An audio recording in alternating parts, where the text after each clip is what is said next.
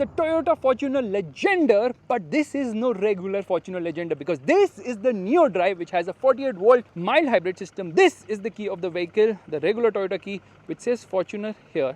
Someone has to remove the plastic. That person is me, obviously. Anyways, this car is now available with, it's available in multiple variants, but the Neo Drive is now available in 2 variants. The regular Fortuner also gets the Neo Drive. However, the GR Sport does not get it. The price of this car, rupees 60.76 lakhs on road Mumbai. Yes, very expensive, but the GR Sport is even more expensive but does not get the Neo Drive.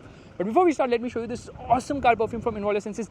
This is the Involve Eminence Aurora. It's an absolutely phenomenal fragrance. It lasts really long and it creates an amazing scent in your car. You can get yours with a 10% discount using coupon code FASTBEAM. Get involved. Click on the top right corner of the screen right now. Yeah, this is so damn awesome. Does not leak at all and the smell is just phenomenal. Now coming to the car, well, this is the Legender, which has slightly different styling when compared to the regular Fortuner because the grille is different, the bumper is different, the lights, they are also different here. So obviously it looks much more sporty. The big Toyota logo here. Let's open the engine bay and there are no gas struts here. Yeah, I have to lift it manually. Oh my god, that is heavy. Okay, with gas struts also I have to lift it manually, but it does not stay there, so I have to hold it like that. There's insulation there. The engine, as always, super duper noisy here. And the design is actually quite nice. I like the design of the Legender, but it's very expensive a car. Low beam, high beam, fog lamp, and this is the dynamic swipe indicator. You get parking sensors at the front, but the big change here is there's a camera right here because it gets a 360-degree parking camera now. Wow, that's phenomenal. The tire size is 265/60/18 and the alloy wheel design is different here on the Legender. Now of course the Fortuner has a lot of rudba, looks phenomenal because of the design, body on frame platform, old school SUV. I like it. Chrome door handles here. Now getting into the rear is not easy because this obviously tumbles. However, climbing inside is not easy at all. It's a bit difficult. And then you are seated in a knees up position. There's no headroom, there's no legroom, there's no footroom. There is no room only for adults, at least adults as big as me. But this seat actually reclines. So that is upright. This is reclined. There's some storage space here. And that's about it. So I will not venture here. By the way, the 48-volt mild hybrid system's battery has been placed here between the second and the third row. Meanwhile, they have gone ahead and positioned the DC to DC converter somewhere below the passenger seat. So let me climb in because getting in and out is not easy at all. The floor is quite high, because of which under thigh support is not good at all. You get a hook which can hold 4 kgs, some storage space here, some storage space here as well, 2 USB-C charging sockets and nothing here at all. Height adjustable seat belts, AC vents here on the top and AC controls with a digital display, which is quite nice. Lights look quite dated here, and because this is the Legender, it gets this maroon and black finishing. Otherwise you have an all black finishing in the regular Fortuner. Here you get a center armrest, no cup holders. Center passenger gets ahead. This is not completely flat, slight hump here, and because of the position of the DC to DC converter, well, footroom is not the best either. However, this seat reclines and it reclines a lot. You can recline it like crazy and almost go to sleep as well. You've got vents here for the third row, which is nice, and proper headrest as well. Some storage space there as well. Yeah, that is quite practical. Isofix child seat mounts. The seats are not the most comfortable. Okay, the center armrest has got cup holders. Here, you have to open it like that and you get this red stitching as well. You can see the new addition, the 360-degree parking camera. Well, that is what is new here. Otherwise, everything seems more or less the same as before. You obviously get door pockets, but the car is rugged. It says Fortuner here, and when I shut it, it shuts with a proper thud as well. Now, because this is the Legender, it has Fortuner written here with black piano finishing. However, the regular Fortuner actually gets a chrome finish. There's the camera here, Legender badging, rear wiper washer, high mounted stop lamp with a rear spoiler, shark fin antenna, and because it's a Legender, it gets a dual tone treatment. Okay, the finish here is matte, which is nice, and it says Sigma 4 Neo Drive because this is the Neo Drive. I press a button and there opens the boot. Again, you can see the rear fog lamps there. The boot is small, it's not big here. In fact, there is nothing here at all. There's a hook here on both the sides. How do I put the seat down? I cannot, because I have left the seat in that particular position. By the way, the exhaust is right there, vibrating, and the spare wheel is an alloy, seems full size as well. Yes, but removing it can be a bit of a task. You get 4 parking sensors here. So let me put this seat back up, without which obviously there's absolutely no chance that I can put this seat down. So how do I do that? Well, there's this lever here, yeah, and then I have to pull this lever and then I put it up. Okay, so yes, this is a bit of a task. Power tailgate, I press a button and there it shuts. Slow and steady wins the race, and that's what this car believes in. Yeah, it's slow. Okay, it gets the dynamic swipe indicator at the rear as well, which is nice. I like the rear spoiler. Chrome door handles, both the front doors I think have request sensors.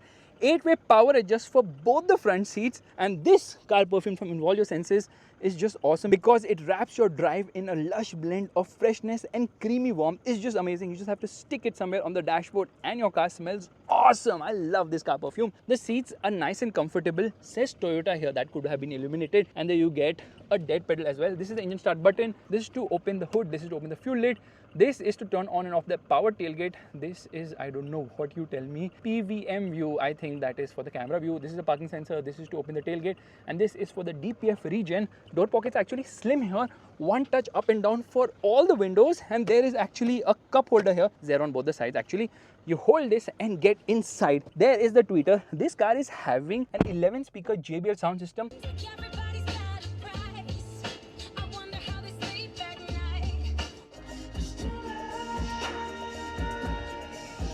Speaker placement is almost everywhere, so it looked like an afterthought for sure. Auto dimming mirror, there's a sunglass holder here, and somebody's not removed the plastic, so I shall do it right now. If you notice one thing, there's a light here on the top which activates if I open the mirror. Same is the case here as well. Yeah, this is a brand new car. I'm just running in the Fortuner today, the Legender, if I may. There are two glove boxes. It says Fortuner here. One on the top shows you a lot of plastic, and the one below is lockable with a cheap first aid kit. But again, plastic quality is not the best here. This car is rugged, no doubt about it, but feels a bit dated in terms of design because it does not get a sunroof. Yeah, there is no sunroof in this car, which is surprise, surprise. Meanwhile, these are the controls for the lights on the top. The car is showing its age now. Toyota's like, let's do whatever we can to keep it going before we have to bring in the newer model. And steering is adjustable both for reach as well as rake. And this is for the cruise control. It has buttons here using which you can browse through Toyota's multi-information display, and there's a lot of data here. Most important is what's the fuel efficiency like, because that's what matters. And then you can obviously use these buttons for the audio system. You get paddles as well. You get automatic headlights. You do not get automatic wipers. No, that's not there. And you get this nice finishing red stitching as well. You are seated so high up. It feels nice inside this car. Now here you get a lot of storage. This is actually the second key of the car, and this is for auto stop start, which has been added. This is for locking the rear diff, and this is for the traction control system.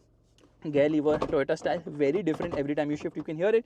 And there's some storage space here, twin cup holders, and that is a wireless charging pad, which by the way the regular Fortuner also gets. Earlier it was only with the Legender, now the regular Fortuner also gets it. It tells you which seat is not buckled up. Climate control air conditioning system. Yeah, this is a dual zone climate control air conditioning system, which is good. You have a USB-A here, no USB-C. This is to switch from 2 high to 4 high and 4 low. And when you get into 4 high or 4 low, then only you can activate the multi-terrain select, which has actually come from which car? Toyota's Land freaking Cruiser. So once I'm here, I can change the drive mode. So this is actually the regular drive mode of the car, and then I can come into multi-terrain select and make those changes as well. The menu and all is a bit confusing here, so let me press this button, multi-terrain select auto, and then I can change it. There are 6 of these, so that's kind of nice that the car has become more capable because of the traction control system. Not really. Downhill control, and there's the 360-degree parking camera, which is a new addition. But first, let's actually remove the plastic sheet from here, which can be a bit of a task. And there we are. Why is this camera stuck here? I don't understand only. So let's come into the home menu. Oh my god, don't tell me the camera is stuck in a Toyota. Why is it not moving? No buttons moving. Is this the reliability I signed up for? No, this screen is not working, which means that we have to turn off the car and hopefully that resets. By the way, it has 7 airbags. There's a knee airbag here as well, which is awesome because in terms of safety, obviously Toyota does not compromise. And there it rose to life. It says starting. This is an 8-inch screen. That's a 4.2-inch screen where the Fortuner Legender is coming. It says Fortuner there. It says Toyota here. So 8-inch screen is a bit small, and then the UI is also very old and it takes its own sweet time to load, and there's not much you can see here because everything seems so dated. Let's come into reverse. This is the reverse parking camera, which has a 360-degree view. There's a top view. There is this rear view, which has guidelines which are not adaptive. What are you saying? That's surprising. And where can I see the other view? I am a little surprised. So there's a button somewhere here which I need to press to come into the 360-degree parking camera.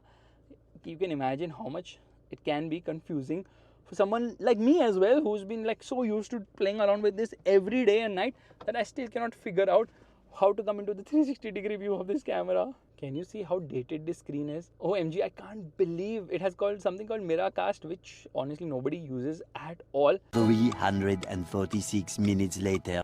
Yes, now it's doing the full rotation. How do I find this button? I'll tell you. Wow. Okay, now you have this view, but it does not change. So do I get into reverse? Does it change that? Yeah, there I come to drive.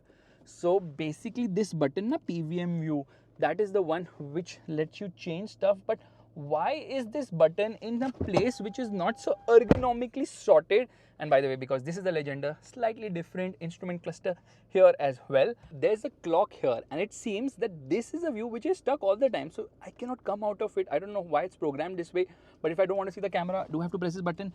I have to. Okay, when I press this button, it just keeps changing the view of the camera, but how do I shut it? Oh, so you have to go through all the freaking views and then only you can come out of this menu. That looks very much undecided and unplanned. Okay, that's the underbody view here. Auto dimming mirror. Did I talk about the clock? It looks so chintu mintu, and there's the hazard light button. Obviously, by the way, this seat slides ahead and behind, so you can increase the space in the third row by moving this ahead and behind. There's a handle to hold on to. Even the driver has a handle to hold on to, which is nice. And then you can keep your toll receipts here. So a bit thoughtful, but yes, we need a better screen and we need features not to be deleted because ventilated seats have been removed in this particular variant. Yes, the Neo Drive does not have ventilated seats. Other variants have ventilated seats because with the Neo Drive, they're like, things have become a bit complex. So we don't have space for the ventilated seats button or probably the system or whatever. I don't know. Let's start driving right away.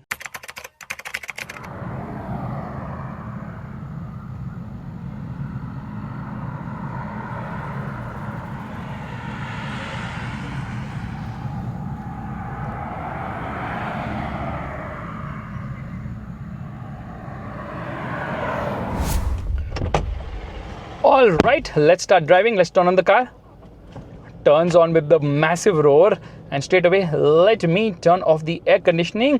Okay, now we're going to change the drive mode. We're going to come into sport drive mode, and here we are. It takes a bit of a time for everything to load up. Okay, let's come into sport drive mode. Come into drive, come into sport here as well. Handbrake down, left foot on the brake, right foot on the accelerator. Let me turn on the camera. It's not going to last for long, but anyways, revving the motor, revs till 2000 RPM, and off we go. Little bit of wheel spin. DPF regeneration in progress. Bro, what are you doing? I'm doing a 0 to 100 km/h acceleration test and you're doing regen here. That is so freaking wrong. So 0 to 100 km/h takes 11.84 seconds, which is fast enough. But trust me on this, the Fortuner drives the same as before. There is not much of a change. I don't know why air is coming from here, although I've turned off the air conditioning. So performance is actually quite good, like always has been the case with the Fortuner, because the Fortuner is a very robust car and it drives really well. It has the feel. It's a car which has lasted, unlike the one right ahead which got scared and ran away. I am not kidding. I'll show it to you. Okay, this car has run away. Why did you not come back? I am so disappointed by Ford not bringing back the Endeavour. I don't want a DPF to regen. I don't know why it is happening, but let's try and shut this off. Okay, don't irritate me. You can see it shows you the tire position, which is kind of cool. So Endeavour has to give way to the Fortuner because the Fortuner has outlasted it. Anyways, performance is good. It's a very fun car to drive. It's heavy. It has a lot of body roll. The steering is heavy. Feel is not there as such in the steering. I mean, it's very heavier steering wheel. Look at that. A lot of slack. But trust me on this, the Fortuner is so much fun to drive. One of the major reasons why people buy it. The major reason, obviously, it has the Toyota logo. It's very reliable, built to last, tough as nails. But then it is also, oh my, what is this? The camera is not functioning. The car is not turning. The car is not having the wheels moving. That's kind of funny.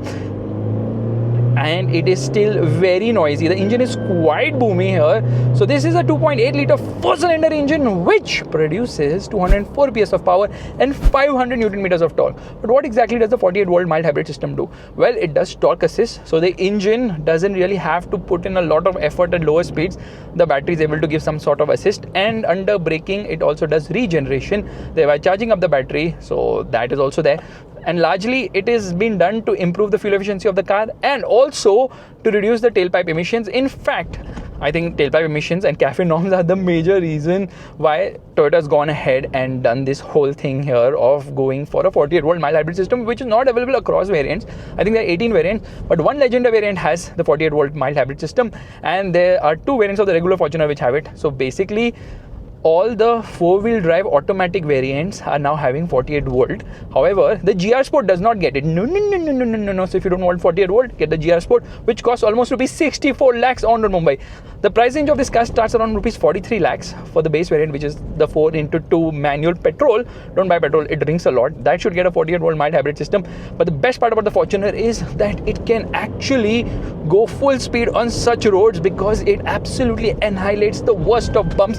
It is so robust, it is so amazing in terms of the ride quality. Not always, because there's a lot of movement. It's a body on frame platform, because of which you can feel a lot of movement on the inside. You can feel the jolts, you can feel everything. It moves around a lot. Not a comfortable car in that sense, but when it comes to eating up the worst of roads, you know this car doesn't flinch one bit. So the handling is not the best because of the weight of the car, ladder frame, and obviously the body roll, but the way it drives is so much fun. You know you're driving something, okay doggy, what do you want? You know you're driving something which has road presence, which is obviously built tough. Yeah, this car is tough. The horn is not tough though, the horn is like very meek here, and the steering could do with more feel and feedback. So yeah, the steering is also very heavy. In fact, turning radius can be a bit of a because look, I'm just going to take a U-turn here and look at this, okay? Turning radius is quite a lot. Not easy to take a U-turn in this car. Yeah, that was like a lot in terms of the turning radius, but as soon as I slow down now, it starts showing me the camera here. Okay, let's quickly do the wiper test. Decent amount of spray here, and the roll is plenty. So they only have one variant actually of the Fortuner, regular Fortuner, in terms of having the mild hybrid system. However, they also have another variant which actually has the pearl white color, for which they charge rupees 18,000 more. So weird placement of the Fortuner. Eventually I think everything will be 48 volt only, because they obviously want to improve the overall emissions being emitted by this car, and the car is showing its age in a lot of places. But then people like this car for the way it drives, the feel, the rutba, the resale, the reliability. These are few things where this car absolutely excels. Now quality is not the best, but you know this is the same quality which is going to be there throughout the life of the car. That's how well put together it is. It's a Toyota, it's a proper Toyota. It's not a high rider which is a Maruti Toyota. This is a proper Toyota. Beautiful, lovely to drive, absolutely amazing. Engine is vocal, and then the car is sliding. The wheels are not turning. That's the level of cost cutting in the software of this particular camera system, that the car is dragging. It's not moving at all, which is kind of funny. And I'm in sport mode now, so I can obviously manually change gears as well. I can use the steering mounted paddles too. Come on, give me a downshift.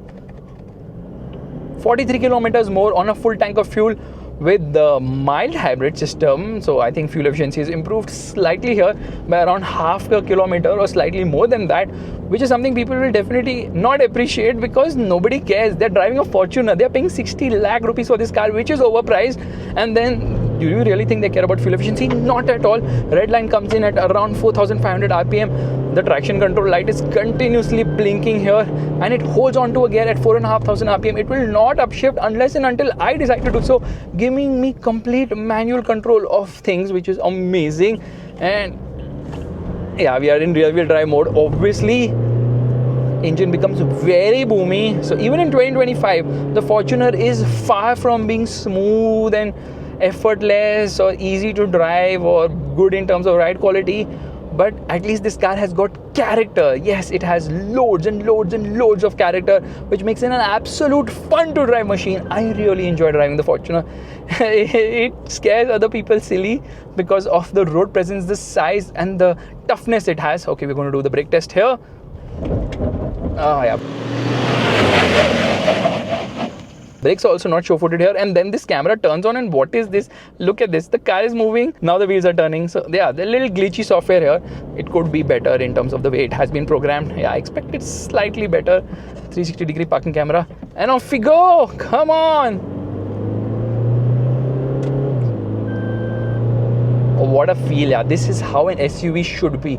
Robust and then tire screeching, because there's a lot of weight. Body on frame, not for everyone. Okay, now finally the wheels are moving. Now car stop, the wheels are still moving. So yeah, this is very, very, very glitchy. Okay, and off we go. Now again, this is not moving. Yeah, now I started moving. Yeah, it's a bit of a glitchy system here. Left foot on the brake, right foot on the accelerator, and off we go. So 1.2 lakhs more is the charge for the 48 volt mild hybrid system for the regular Fortuner. However, if you opt for the Legender, then the premium is almost 4 lakh rupees. Yeah, I don't know why they're charging 4 lakh rupees more for the mild hybrid in the Legender. So that doesn't make sense. You want a sporty looking car, you have to pay for it. So as I see it, the Fortuner has always been a fantastic car. Overpriced, yes. Under-equipped, yes. Lacks features, yes. There is no sunroof, oops. However, in terms of the feel, the driving feel, the robustness, the off-road ability and the capability, it's absolutely phenomenal. Buy this car and you can hold on to it for a real long time. In fact, you will rarely lose money with the Fortuner because they keep increasing the prices. So the resale value is always phenomenal. Don't forget to check out this awesome car perfume from Involve Your Senses. Get involved. Why can't I find it? Yeah, it's somewhere here. Get involved. This is the Involve Aurora. It's amazing. Yeah, it's just phenomenal. So is the Fortuner. As long as you have a lot of money and don't really care about bang for the buck and don't really care about features, the driving feel, bang on here. Oh, by the way, Apple CarPlay here is actually wired. That also via USB-A, not USB-C. Come on, we need wireless. Bye.